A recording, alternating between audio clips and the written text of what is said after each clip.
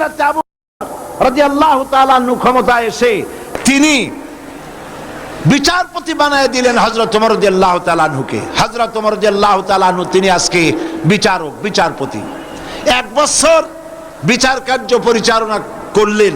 ঐতিহাসিকরা লিখছেন ফামাকাসা আমান কামিলান ফালাম ইয়াখতাসিম ইলাইহি ইসনান।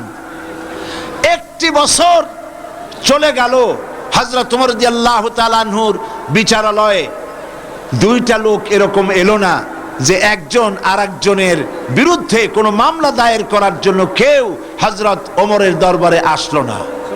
সুবহানাল্লাহ বলবেন না? সুবহানাল্লাহ বলবেন না? পৃথিবীতে আছে এরকম কোন দেশ যেখানে 1 বছর কোনো মামলা দায়ের হয় না? হযরত ওমর এলেন আবু বকর রাদিয়াল্লাহু তাআলা আনহুর কাছে, এসে বললেন মা হাজাত